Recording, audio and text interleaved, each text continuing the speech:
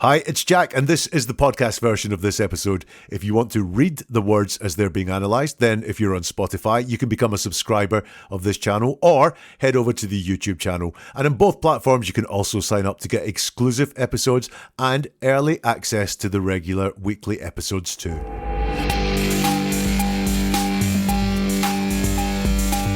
A Deadly American Marriage is doing big business right now on Netflix. It looks at the murder of Jason Corbett and the involvement of Jason's wife Molly Martens and her father Tom Martens.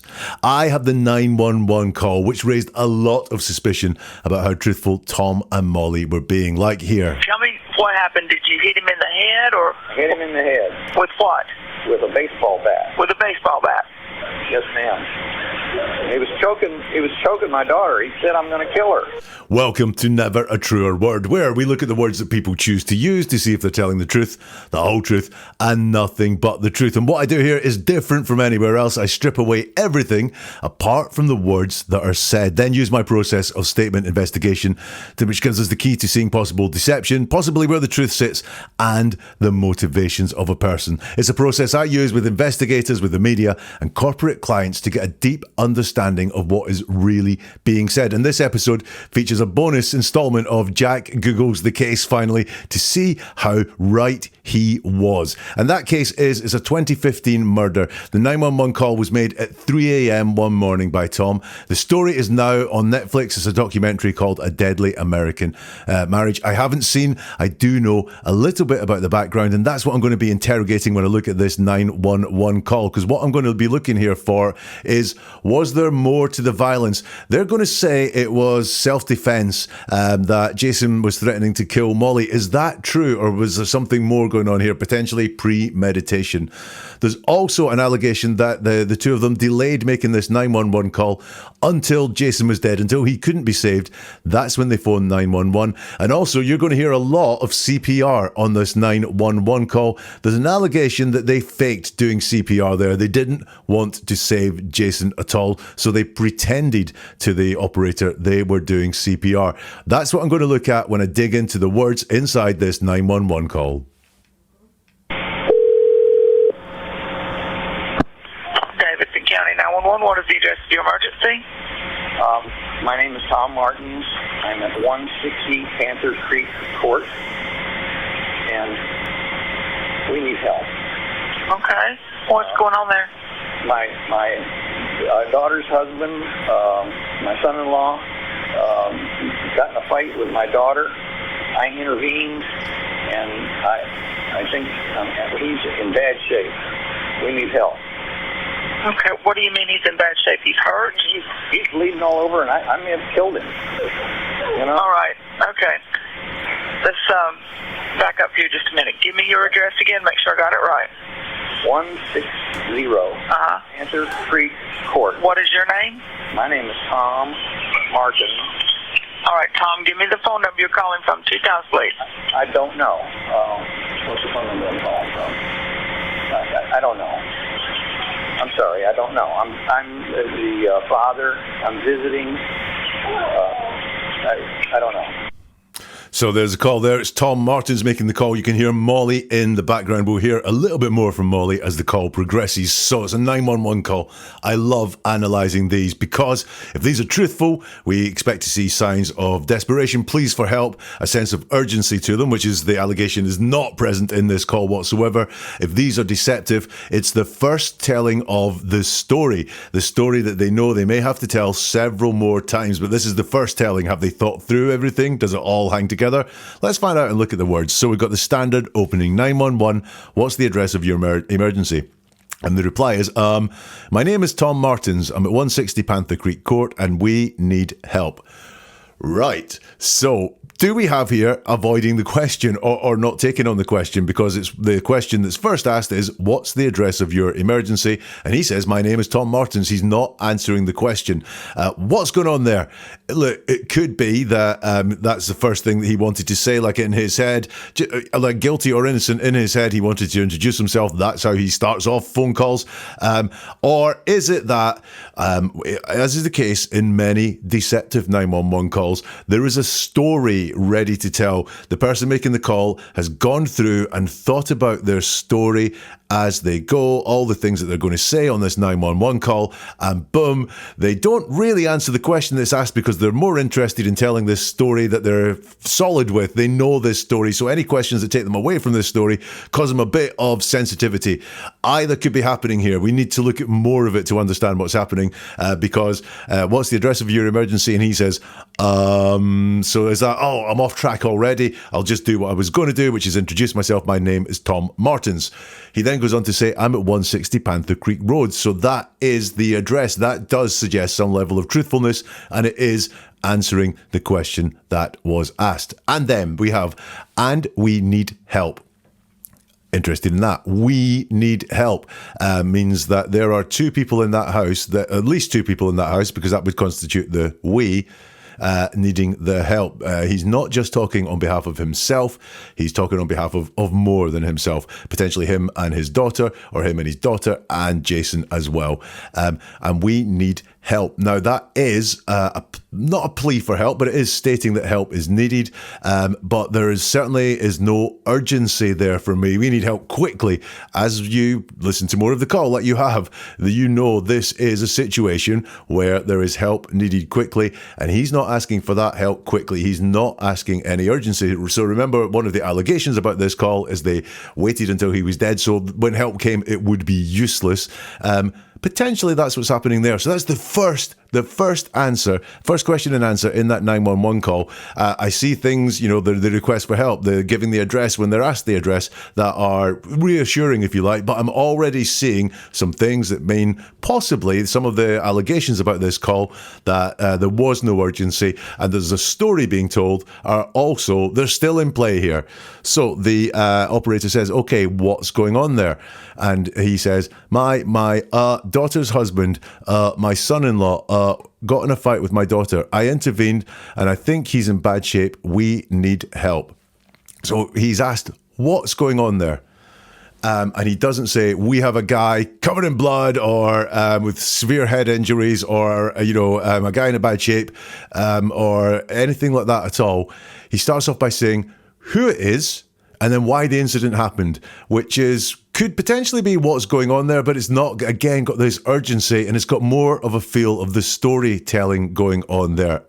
My daughter's husband, my son-in-law, got in a fight with my daughter. So that does feel like storytelling. It does sort of talk about what's going on there, although going on there in the present tense is we've got someone who we think is dead, but that's not what he says here. It's he's laying out the characters involved in the story, almost like a book. Here's character 1, here's character 2, my daughter's husband, my son-in-law, and then got in a fight with my daughter is a curious thing there, because what we're going to see as we go on is that they're going to claim that Jason was the aggressor and they hit Jason in self-defense. But it's not my son-in-law had a fight with my daughter, as in really, was going at her or attacked my daughter or was attacking my daughter or anything like that. It's got in a fight with my daughter, which shows some potential there that the daughter was involved in the instigation of this fight, the starting of this fight. She was intrinsically involved in the fight because it was a fight with my daughter. It wasn't all one way of Jason attacking Molly at all. He then says, I intervened, which is downplaying, because we're going to hear that he hit him, or that's what he's going to claim, but he's downplaying it here. I intervened, and then we've got, again, downplaying, I think, so that's downplaying. I'm not sure, it's just, potential. He's in bad shape. As we go through this, it's very obvious he's in bad shape, but it's just this downplaying of, I think, and then he's in bad shape, not fighting for his life, or even dead. As we go further through the call, we hear that. But this is all there, that downplaying. I intervened. You attacked him, or you hit him. I think he's in bad shape. And then we have a repetition there of we need help. No urgency. The we again, more than one person needs help. But there is that request for help there. The operator says, okay, what do you mean he's in bad shape? He's hurt, he's bleeding all over, and I may have killed him. So all that downplaying before, I think he's in bad shape. Actually, I think I killed him. So why was that not the first thing he said? I think I've killed him. We really need help quickly. That sense of urgency missing here. But if you do look at this, also, regardless of how Jason got into the state that he's in, then this is very truthful. There's no persuasive language there. There's nothing trying to get us somewhere with this. It's just, he's bleeding all over and I may have killed him. So I reckon that is truthful. There's no deception or anything like that going on there. He's bleeding all over and I may have killed him. The operator says, all right, okay, let's back up here just a minute. Give me your address again. Make sure I got it right. We get the address repeated, 160 Panther Creek Court. What's your name? My name is Tom Martens. Now, just as we go, when someone's asked their name, it's a really easy question to answer, and also it's just a very straightforward question. There's not a lot of reasons to lie about it. The facts are usually known about your name. So look at that form of that answer. What's your name? My name is Tom Martens. What's your name? My name is Tom Martens. That's what the truth looks like. And we'll see that that doesn't always happen in life. Even in this call, when a question is answered, then there is just a very simple, factual, straightforward, simple answer to the question. My name is Tom Martens. All right, Tom, give me the phone number you're calling from 2 times, please. And again, we have honesty suggested by the wording here. Give me your phone number 2 times. I don't know. What's your phone number? He asks Molly. I don't know. I'm sorry. I don't know. I'm the father. I'm visiting. I don't know. So what we have here is just, I don't know. Now, I always say I don't know is more believable than I've no idea. We very often have an idea. I don't know. Truthful people when they're telling the truth, do not mind saying, I don't know. And here, Tom does not mind saying, I don't know the phone number. He gives us a little bit of reasoning for it. I'm the father, I'm visiting. Now, the father part of it is completely irrelevant, if you like, apart from if he's storytelling, I'm the father, and you need to know I'm the father because the father explains why I stepped in to intervene because something was happening to my daughter.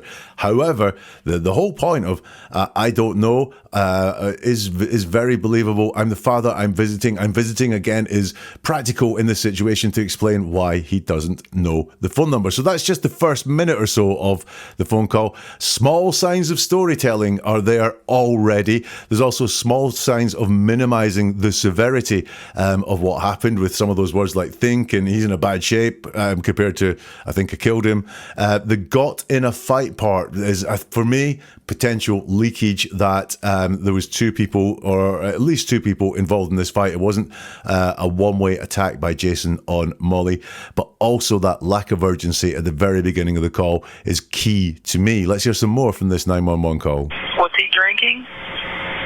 Yes, he had been drinking during the course of the day.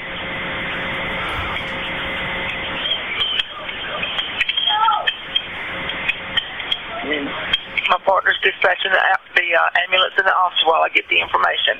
Okay. All right. Are you right with him now? I am. How old is he? How old is he? 39. All right. Is he conscious at all? No. Is he breathing? I can't tell. Short excerpt there from the call. The question is asked at the start, was he drinking? Yes. Again, yes, it's a yes-no question, and that comes very quickly, so that makes me feel this is some truth going on here. And then I'm curious about this bit. He had been drinking during the course of the day. That sounds very official, doesn't it? He's been drinking during the course of the day. I'm going to come back to that at the end of this episode about why I think that is important. He had been drinking during the course of the day. We hear Molly scream no in the background to something, and then we hear the operator say, my partner's dispatching the ambulance in the office while I get the information. Okay, comes a reply from Tom. All right, are you with him now? I am. You can just see these really short, factual answers suggesting the truth is there. How old is he? He turns to Molly and says, how old is he? Molly says 39. He tells the operator 39. All right, is he conscious at all? No. Now, again, he's not conscious. I think something bad's happened to him. I think he's in a pretty bad way or shape, was what he said at the beginning. This guy is not conscious. That is surprising then, the lack of urgency there was at the start of the call. Is he breathing? I can't tell. Now, what we have there is a stutter on the I. Always I look into stutters on the I.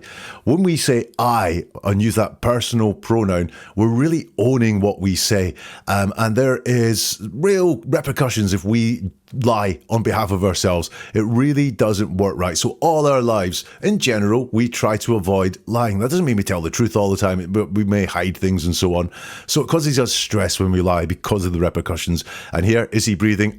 I can't tell is what he says. So during that very short part, during the course of the day, is interesting. Is that storytelling? So it's very formal language. So again, look, was the story constructed? He had been drinking during the course of the day, or is there more to it than that? I'll let you know at the end of this episode. But there are few in that bit, if any, red flags. I can't tell is there, but he's just showing us what the truth sounds like, so we can look at that, and that's his template, if you like, for the truth. And when we see him deviate from that template, then we may be picking up deception. Let's get some more from this 911 call. All right, what I need for you to do is I need someone to roll him onto his back, flat on his back. Okay. Hang on.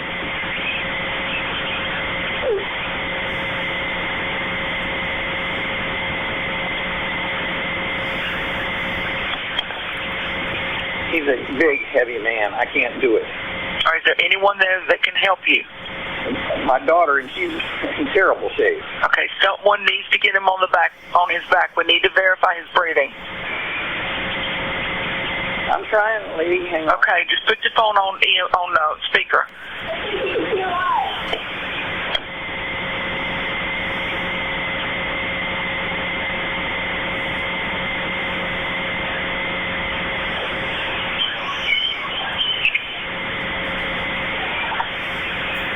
Okay, I've got him rolled over. All right, I want you to put one hand under his neck, the other hand on his forehead, and tilt his head back. Put your ear next to his mouth and tell me if you can see or hear or feel any breathing. Yes? I can't see him. No. All right, I'm sending the paramedics and ambulance to help you now. Stay on the line. Okay. Right, we have now more going on in that call and some physical action as well. The operator tells Tom, what I need for you to do is I need someone to roll him onto his back, flatten his back. And the response is, okay, hang on. Now, we know and we can hear that takes time for him to do this, but hang on is a delaying phrase. Hang on, this isn't going to take a long time. So it's almost as if he already knows in his mind this is going to take a long time. Well, how would he know that? I would be trying to do it as fast as possible if this was a real emergency, but for him it's okay, hang on. You can see the request is put in very simple language. It's not, I need someone to try to roll him onto his back, flatten his back. And, you know, the operators are well versed in doing this. So obviously she's not bringing in any experience or training that says you need two people to do it, or I need you to try and do this for me because sometimes it's quite hard. It's a very simple request, but he's already going, okay, hang on.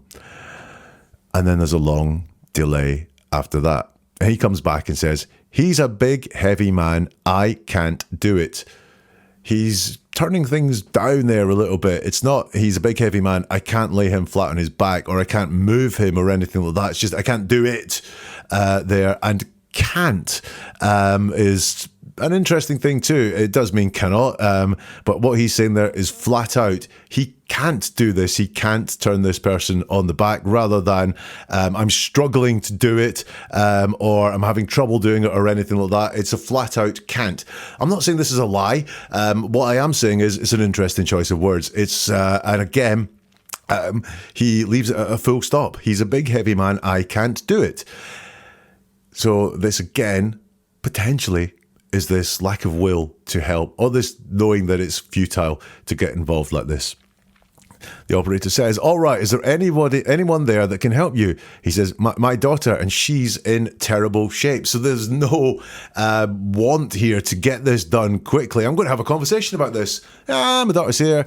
She's not in great shape. I don't know why she's not in great shape. Maybe what he means is like she's freaking out a bit or something like that. But if she's freaking out, she's maybe very likely to help you get this guy on his back. But this just all feels like a bit of casualness. I'll try this.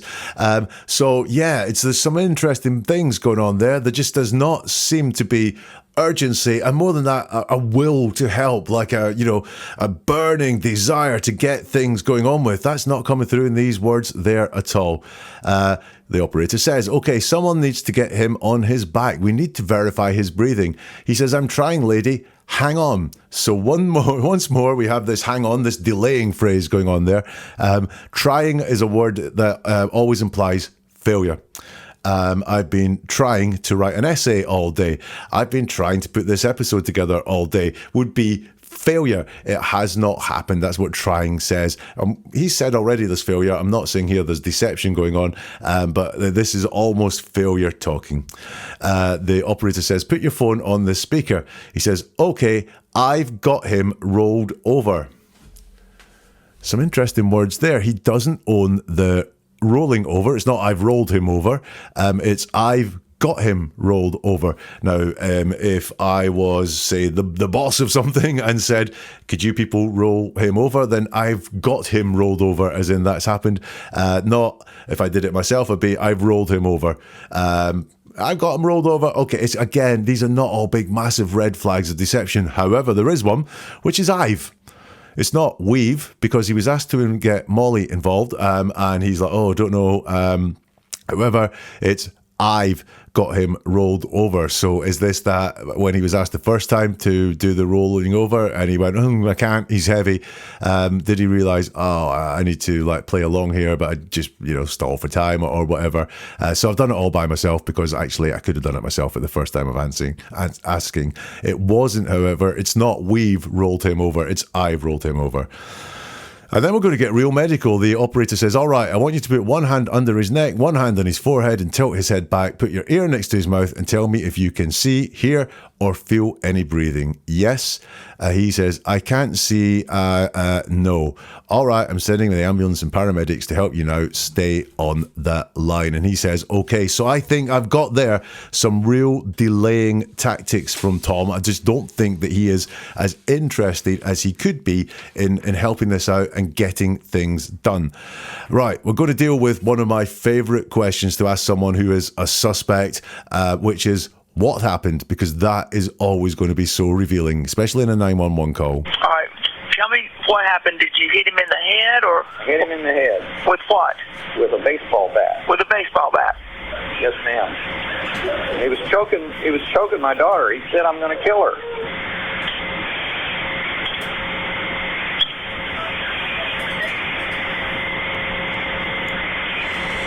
All right, we are sending the paramedics to help you now. Where's the baseball bat at? It's in the bedroom here with me. Okay. Just don't touch it anymore, okay? Yes, ma'am. I'm putting some notes in. We've already got them started that way. Right. Just don't hang up. Stay with me. Mm-hmm. All right, so we're going to start CPR.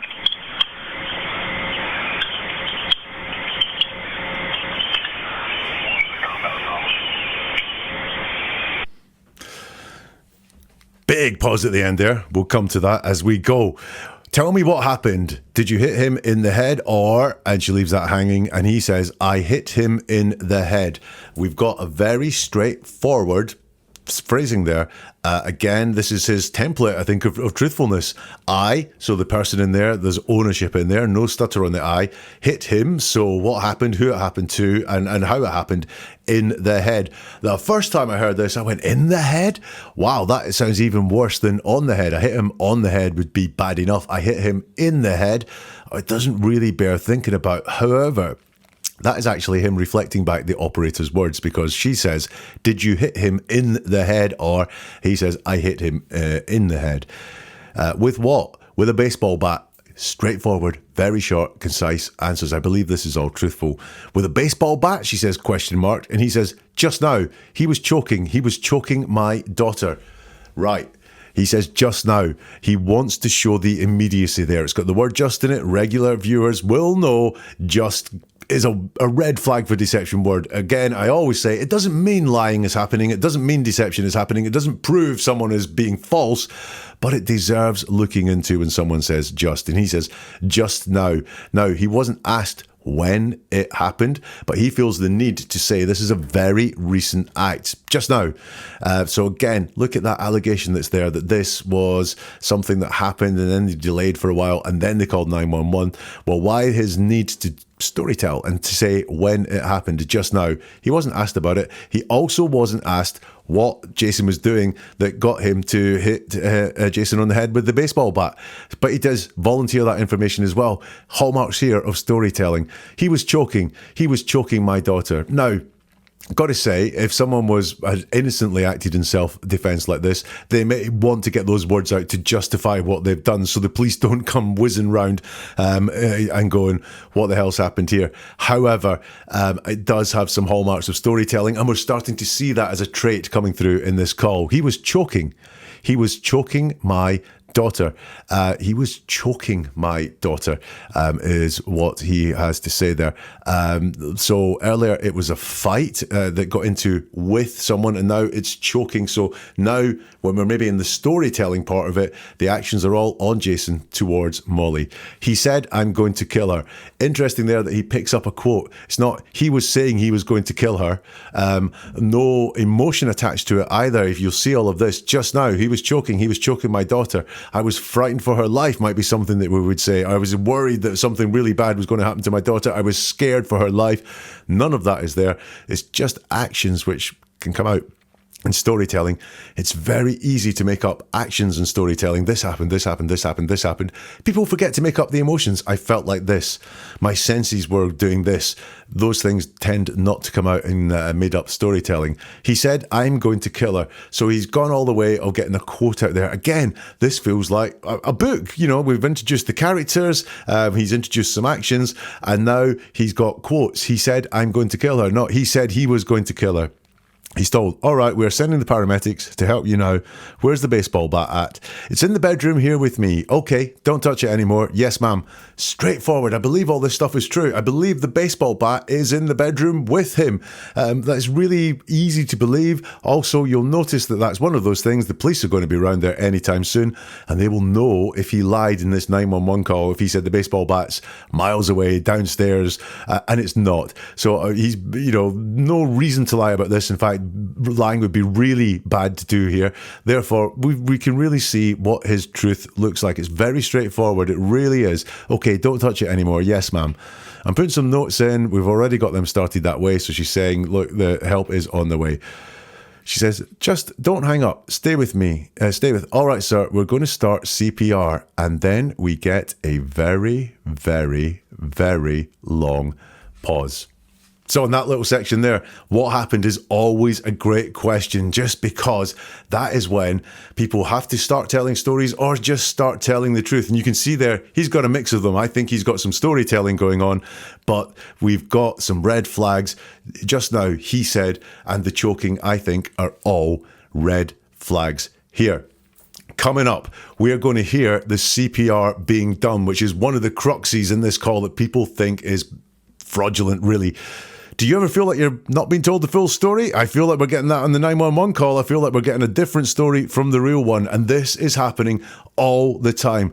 If you look at someone's words, that is the key to seeing deeper. It's about hearing the world with new ears. And I'm on a mission to share this with as many people as possible. So if you want to unlock that secret, subscribe to this channel now or follow it. Join the movement and dive into the archives. I've done a lot of work looking at 911 calls, including the John Benet Ramsey case Molly's 911 call, you can dig into those and learn a lot more about how the words really inform the reality. And do you know someone who needs that skill, someone who deserves to hear where the truth sits? Then hit the like button. That helps us get to more people. Share it with people as well. Recommend it to others. Pass it on, because every single click that goes on, every single share, it fuels the fire. It allows me to dig deeper, to analyze further, and to bring this life-changing skill to even more people.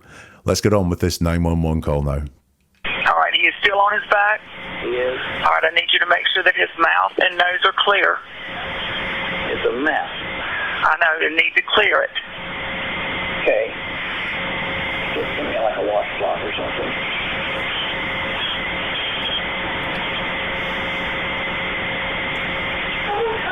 Yeah, she's sending somebody.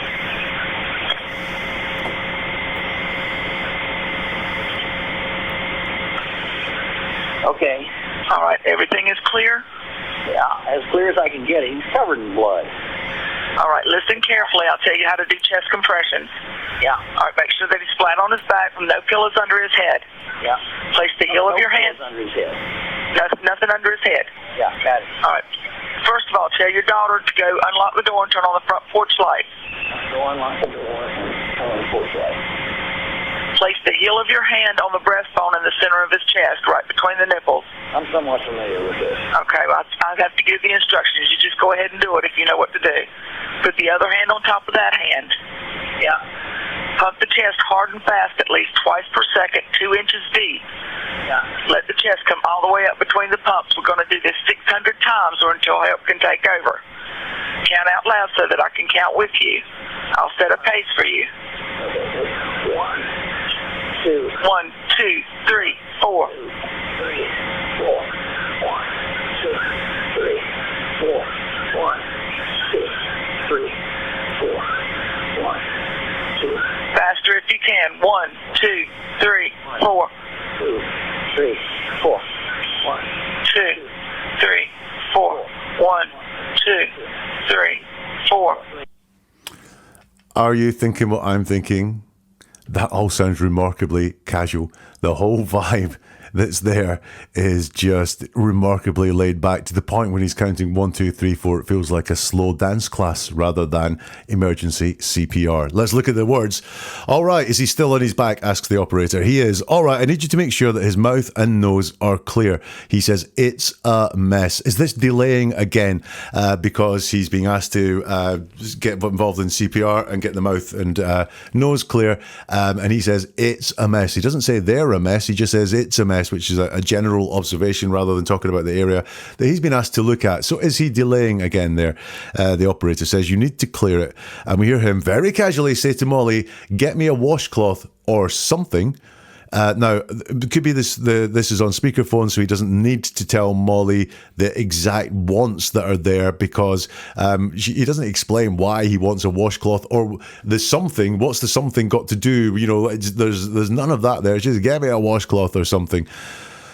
Molly asks, are they coming? And she's told, yes, they're sending somebody. So maybe Molly has a little bit of urgency, or maybe it's just a question of, are they coming? Is, you know, things going to start raining down on us? Yes, she's sending somebody, says Tom.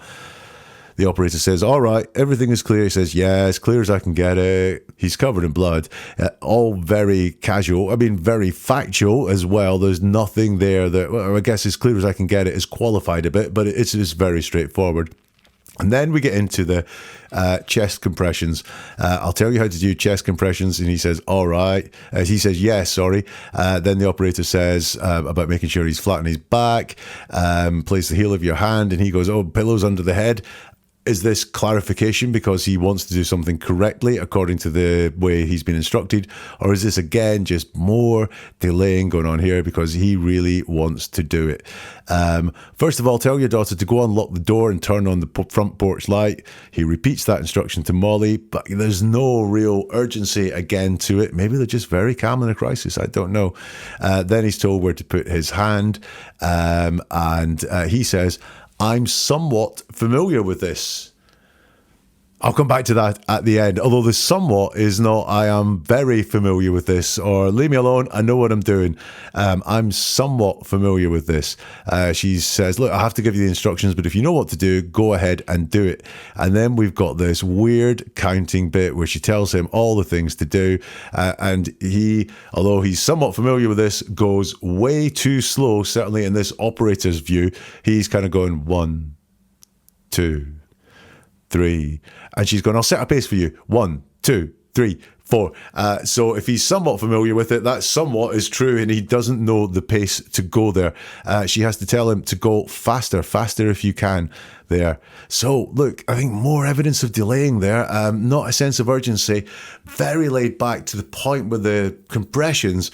If he's familiar with it, if he knows what he's doing there because he's had training or first aid training or whatever it is, not very memorable. There just seems to be delaying and no sense of urgency there. The CPR continues on the call. I'm handing the phone to my daughter. All right, that's fine. Hey, are you with me?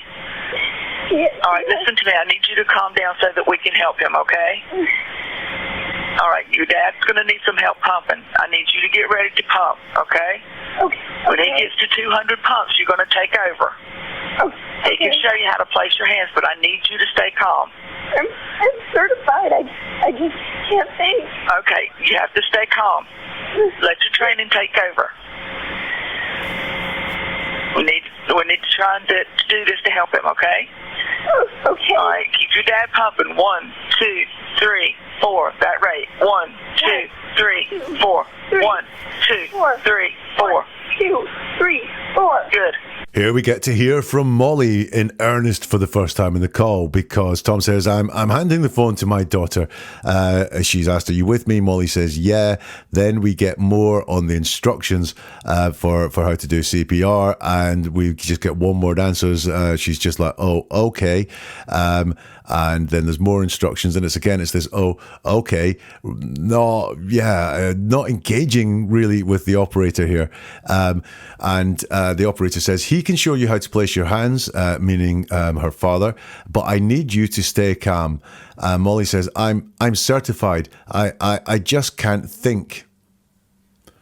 So what we want there, or what Molly wants there, is the impression of, I know what I'm doing here, but my mind's all over the place. This is a horrible situation for me. That's why I'm really not taking in what is going on. But the words don't really say that, or they point to maybe something else, because she says, we've got the stutter on the I again, so is she nervous about telling a lie here? Just can't think, so we've got the word just there, and can't think. Well, thinking has got very little to do with this. This is, if she's certified, it's a memory exercise, so it's allowing your memory to come through. If she doesn't know, or if she needs a refresher, it's a listening exercise, but that's not the reason she gives for why this is not going to be happening very smoothly. It's she just can't think, and I just can't think. Don't look any more in it. Just focus on the thing that I've just told you to focus on, is what could be happening here. She's told you have to be calm, let your training take over. We need to try to do this to help him, okay? Again, we just get this, oh, okay. All right, keep your dad pumping. 1, 2, 3, 4, that's right. And then we get this asynchronous out of time counting of the 1, 2, 3, 4, the 1, 2, 3, 4. Again, a lack of urgency and a lack of a desire to help are apparent here in this part of the 911 call. Let's listen to another section of the 911 call. Swim cook, certified. Yeah, she said that she's certified. Her training's taking over now. Are you rested enough to take over for her? I guess I'll have to be. What's your name? 1, 2. What is your name? Molly. All right, listen to me. This is the count. 1, 2, 3, 4. 1, 2, 3, 4. 1, 2, 3, 4. In this part here, then, we have Dad being proud of daughter. She's a swim coach, certified. The operator says she said that she's certified. Her training's taken over now. And he's asked, are you rested enough to take over for her? And he says, I guess I'll have to be. Not, yeah, or give me a minute and then I'm good to go and do it really, really well. I guess I'll have to be. Now, the only other time I've seen something like that on a 911 call is in the Ellen Greenberg call, where her fiance is asked, do you know how to do CPR? I'm going to tell you how to do CPR for me. And he says, I guess I have to, right? Which is interesting that we've got almost the exact same phrasing in this call here. I guess I'll have to be, is what he says. The operator then starts talking to Molly. What's your name? What's your name? She screams, Molly. And then we've just got more of the counting going on. Because I only look at words. I will not look at emotions, acting, or anything like that. But does that sound like energetic counting to you, as if someone is moving at the same time as they're counting? It doesn't to me. It sounds like she's sitting going 1, 2, 3, 4, 1, 2, 3, 4, rather than up, down, there. That's what I think I hear there, but I'm not an expert on that, so let me know in the comments or on social media if you can. Let's have a little bit more from the call now. This is the end of the call. Daughter's trying to...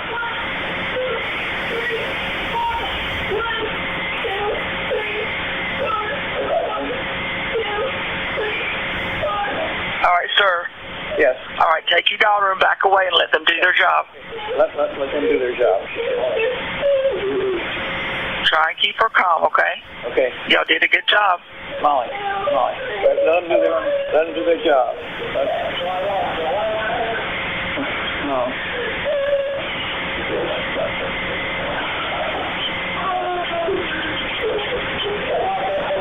Okay, they're here now. Okay. Can you take Molly out of the room? Okay, Molly, she suggests we get out of the room.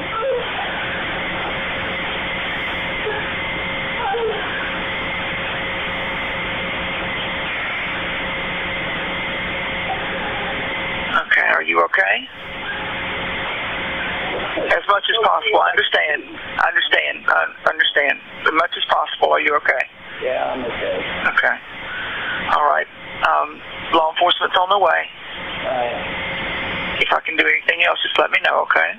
No, I need to get my daughter out of there. Okay. All right, call us back if you need us. Molly, come on out of there.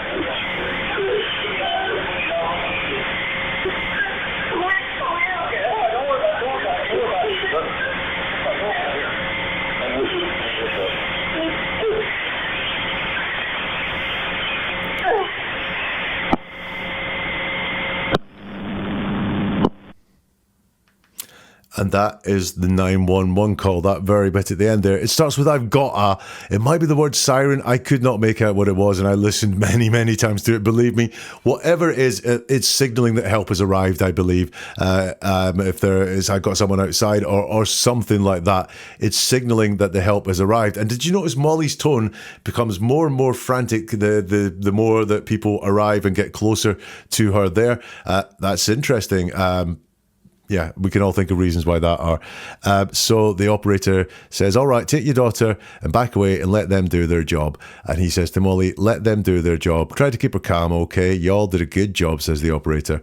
And he shouts, Molly, let them do their job. We hear a big wail from Molly. Very dramatic all of a sudden.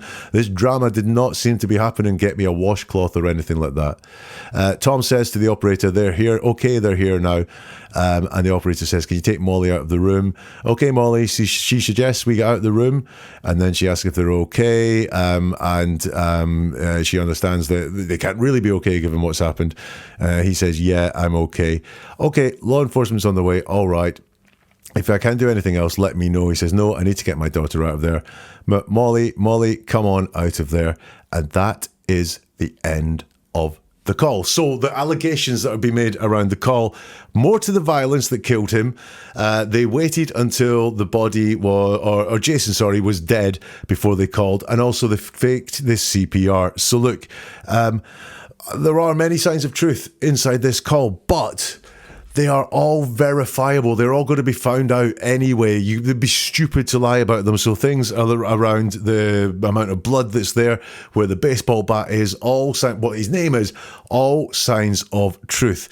Let's look at the CPR, which we just heard there. That felt to me like there was a lack of urgency to do it. He wasn't very fast in committing to doing it. I think there was signs of delay of getting round to there. He said, we are familiar and certified with it. Was that signs of leave us alone? We know what we're doing. So, as in, yeah, we know what to do with CPR. Just leave us alone. Don't tell us what to do. Don't get involved in this, because it's easier for us to carry out our deception if you're not instructing us all the time. And it really felt to me like in that CPR, slow count and lack of effort. If they did not do the CPR, I would not be surprised. Violence. Got into a fight, the casualness of the whole choking without any emotions or anything like that.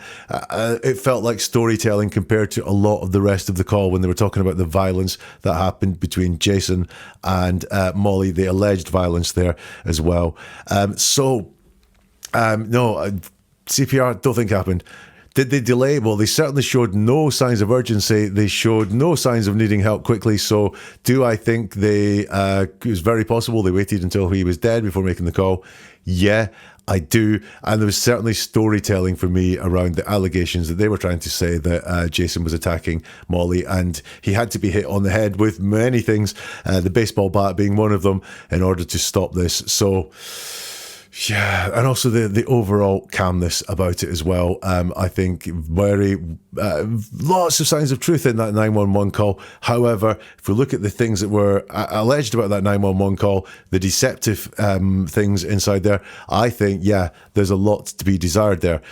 There is something I have, though, which is, I think from the words of that, I've got an inkling of what Tom Martin's job was at the time in 2015 there. So he seemed very calm in times of crisis. He spoke about during the course of the day. Yeah, he was drinking during the course of the day, which made me think of, it's a very formal statement, almost like something that would be given in court or in a very formal statement about someone, potentially like an investigator or something like that. And he said he was somewhat familiar with CPR. So familiar with CPR, if it was said, I know how to do this, I may think paramedic, somewhat familiar, someone who uses CPR inside their job. And therefore, I think law enforcement, a policeman or something like that. However, the somewhat familiar, and also the fact that he did not mention it in the call. And, you know, if he was law enforcement, if he was a cop, that would be one of the first things I would expect him to mention inside the call. So I think ex-law enforcement, so maybe security or something like that would be his job, or an investigator as well. So this is Jack Googling the case. I'll get my phone out. I know it is not the most riveting thing to watch someone Google, but Tom Martens, let me think, murder, would that be a good one? And occupation, killing of Jason Corbett. We'll edit this for a bit of brevity. Maybe edit it out if I can't find anything. All right, nothing on Wikipedia. What Thomas Martin's life like now on Yahoo News. Sorry, I have to reject the cookies there. Thomas Martens. Oh, Thomas Martens is a former FBI agent and trained investigator. So former as well, yes. So yeah, ex-FBI agent and trained investigator. I'm just going to screenshot that and we'll add that to the video version of this episode. So there you go. From the words that I saw there, which were I've just kind of shot myself a little bit there now, which was during the course of the day, somewhat familiar, and also that calm demeanour that was there. I did think, law enforcement, FBI, I think I will take that, and investigator as well. Yeah, so there you go. That is what you can get from looking at the words that someone uses. It's not all about truth and lies. You can find out a lot more beyond that as well. What do you think about deadly American marriage? Do let me know in the comments here if you can, or on the socials. You can find details of the socials at neveratruerword.com. And if you're interested in learning more about the words that people choose to use and the points of deception, the points of the truth, and also the motivations of someone, and apparently what they do for a living, then do go to the website neveratruerword.com, and we'll see you soon for something new from Never a Truer Word.